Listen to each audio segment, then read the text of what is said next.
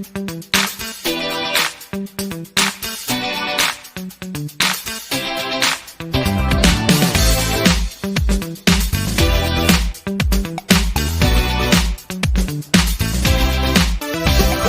guys, welcome again to Science at 5. In this video we're going to talk about reduction formula and show you that if you've got the sine, cos or tan of a large angle, you can basically reduce it to an acute angle. Now, the first thing that we need to do quickly is to use the three basic functions of sine, cos and tan. Okay, so I'm going to start by plotting this graph here. Y is equal to the sine of x. In this case, the input x is just an angle. So x represents an angle. It could be 90, 180, 270, and 360. So when x is 0, sine 0 is 0, sine 90 is 1, sine 180 is 0, sine of 270 is -1, sine of 360 is 0. So I end up with this nice curve like that. That is referred to as the sinusoidal curve. Okay. Then I'm going to plot a graph of y is equal to cos of x. So the cos of x almost does the opposite of what the sine graph does. So in other words, when the sine is at 0, the cos gets to a maximum of 1. When the sine is at a maximum of 1, the cos becomes 0. And then when the sine is at 0, the cos goes to -1. So we have that pattern. At 270, cos 270 is 0, cos 360 is a +1. So the cos graph goes like that. Okay. And the last graph I'm going to draw is the tan graph. Okay. So the tan graph is undefined for 90 and 270. Okay.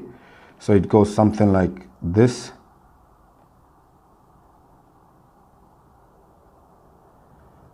All right, and then the tan of 180 is 0. The tan of 225 is about 1. The tan of 135 is about -1. So the graph looks something like that. Okay, and then in the 270 to 360 region, the graph is going to take a shape that looks like that. Okay, so now I've got y equals tan of x, all these three graphs. Okay, so now let's see what happens to each of these functions in the first quadrant. In other words, from 0 to 90 degrees. So we're going to look at this region. If we look at all this region, we can see that all the functions are positive. Look at the tan, the black line. It's positive. The red line, the sine, is also positive, and the green line, the cos, is also positive. So we say all the functions are going to be positive in the 0 to 90. If you move from 90 to 180 degrees, you can see that only the sine graph is the one that is positive. So we're going to write the big S. Then if you move into the 180 to 270 range, you can see that it's only the tan that is positive.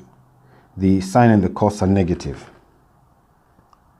And then if you move into the last quadrant, 270 to 360, you'll discover that only the cosine graph is the one that is positive. Okay.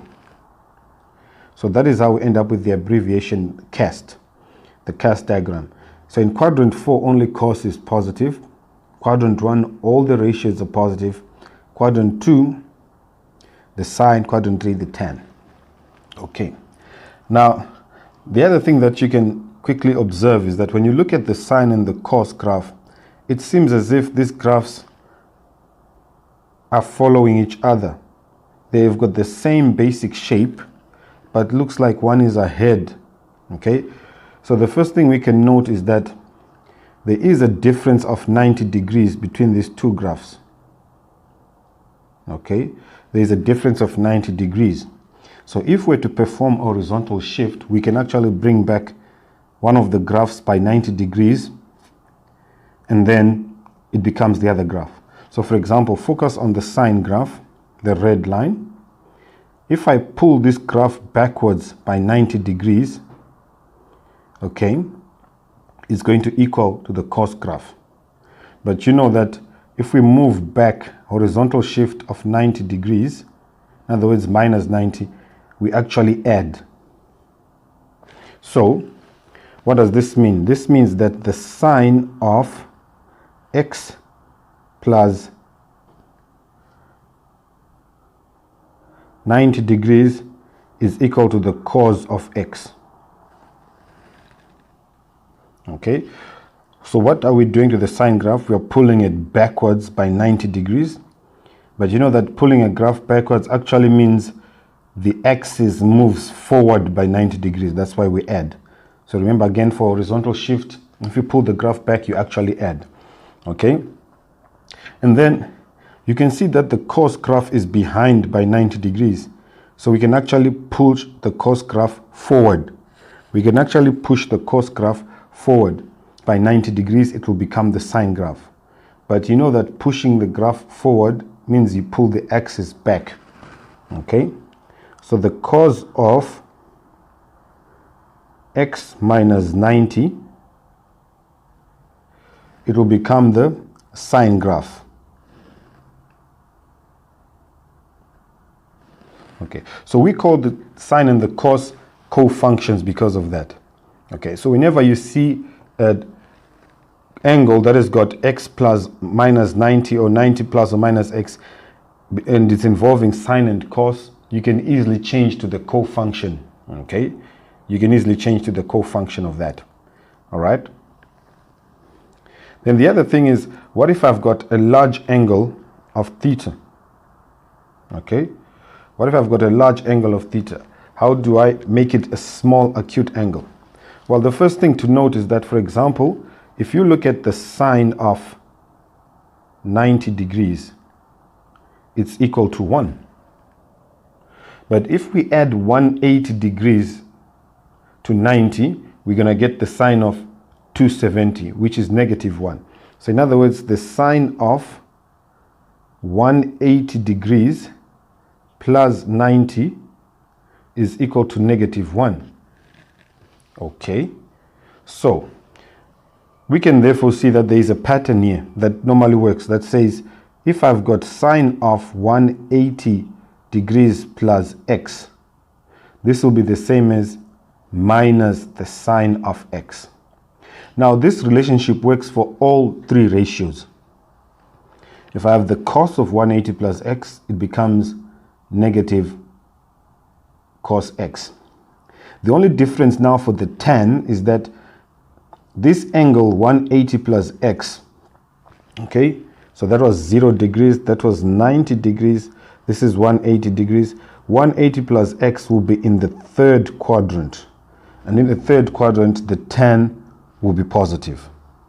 Okay, so we'd say tan of 180 degrees plus x simply remains as the tan of x.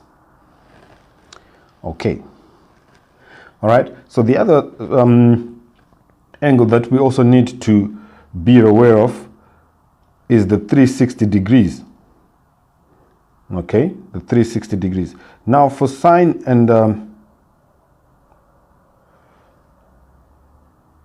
for 360 degrees, normally what happens with these functions is they repeat each other. They repeat themselves after a certain angle, not repeat each other. They repeat themselves after a certain angle. Look at the sine and the cos. They repeat themselves every 360 degrees. The tan repeats itself every 180 degrees. Okay, so if I had an angle like, let's say the sine of 90 degrees, if I add 360 degrees to this, I'll end up with the sine of 450 degrees.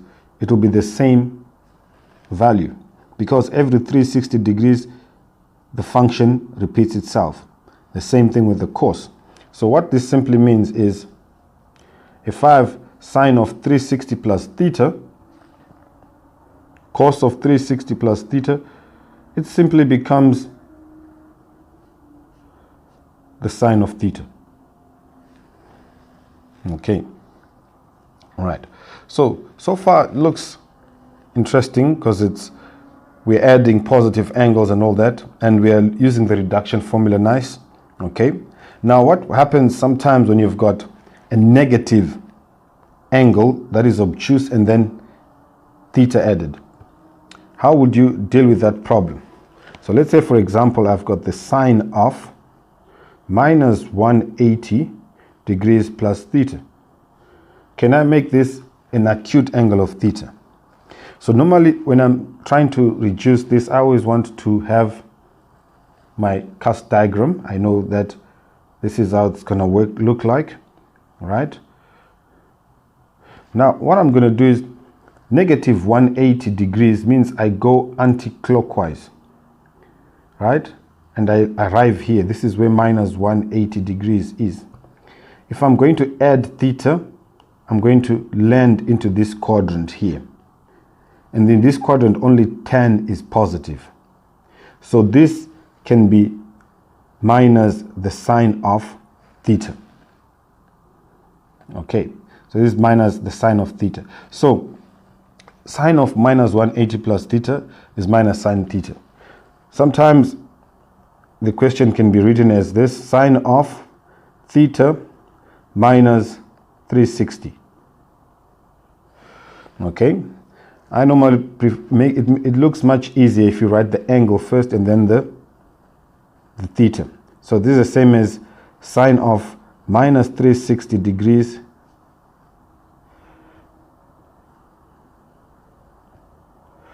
minus 360 degrees plus theta. Okay, so now where is minus 360 degrees plus theta? Where is minus 360 degrees plus theta? Well, again, minus 360 degrees means you go round. You get that, that is minus 360 degrees. You go clockwise and then add theta, you're in the first quadrant. This becomes a positive sine of theta. Okay, so that's it, guys. That's how you use the crust diagram, and that's how you have an idea of how to use the basic reduction formula. It means take any large angle and then make it an acute angle. In the next video, we're going to look at some practical examples where we actually apply the reduction formula. Okay, and then you see how it works. So far we've got the basics right, guys. I hope you now reduction formula is now easy to work out, and now you can understand the rationale between this cast diagram and the co-functions sine and cos. I'll see you guys around next time. Sure.